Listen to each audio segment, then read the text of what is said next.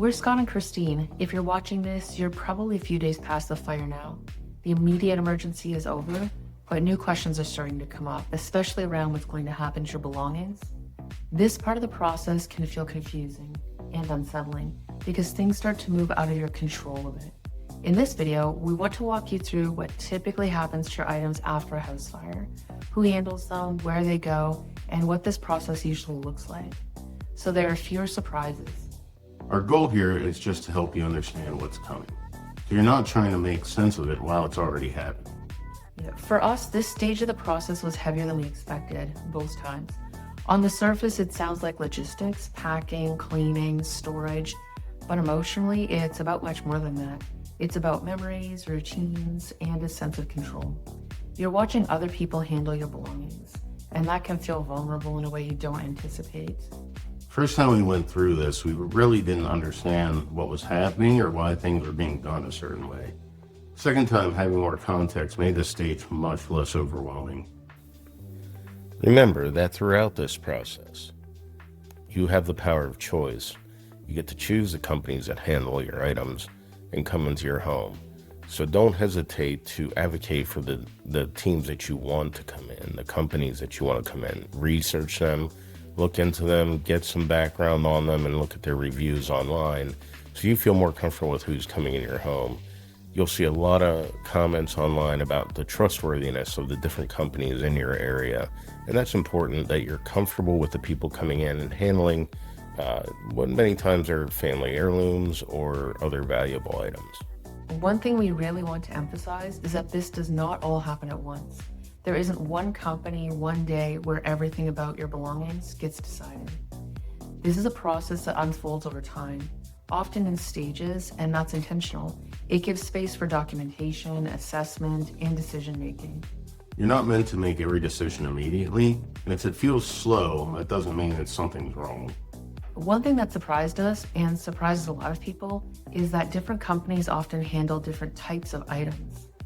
So you might expect one company to come in and take everything, but that's usually not how it works. There may be a company that comes specifically for artwork, and that includes children's drawings. Even simple artwork is often taken, restored, and returned. And it can be surprising how good it looks afterward. There's often a separate company too that handles electronics. Things like computers, air purification units, washers, dryers, and refrigerators. That's different from the company that handles the clothing and household items. If no one explains this ahead of time, it can feel chaotic. Knowing this in advance can make it feel much more manageable. One very important part of this process is inventory. Inventory is how your insurance company understands what you own. It helps to start documenting whatever you can as early as you're able to, and keep in mind you already have more records than you think.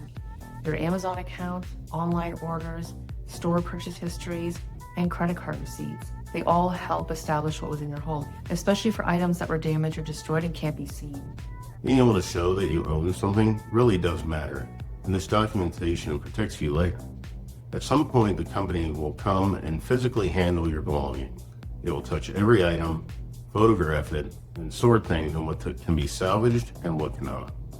It feels strange and uncomfortable to watch, especially the first time through. That reaction is completely understandable. Items like jewelry or valuables are often set aside for you to review, but it's normal to feel nervous about things going missing. In our experience, these companies are generally very trustworthy. They're doing detailed work, and they handle belongings with care and consideration.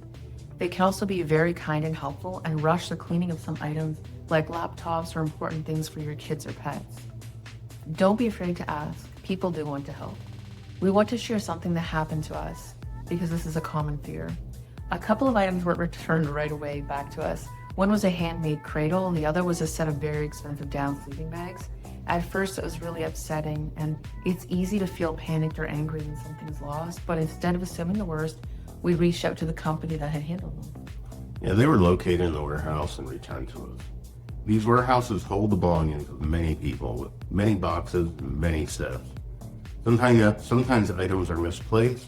Most of the time they can be found. Try not to assume the worst right away. Unexpected things can happen without meaning something's gone forever. It may also surprise you that there are certain items companies won't handle, things like firearms or alcohol. Even unopened bottles of alcohol are usually not taken. You are typically reimbursed for them even if there's only a small amount left in the bottle. Yeah, those items are often left in the home, and you'll want to dispose of them yourself because smoke residue can still be present. For any firearms, you can take them to a specialty company yourself and provide insurance with the receipts for cleaning. You may also notice that not everything is picked up the first time. Shoes under the sofa, socks the dogs hid in the pantry. That's normal. You can gather those items into a pile, and the clothing company can come back and get them. Something is missed, it doesn't mean that it won't get restored. It just means there's an extra step. One slightly amusing thing that happened for us, Scott is a geologist, and they threw a lot of rocks into the garbage. So we took all the rocks out of the garbage and left them in our yard. Nature can clean them.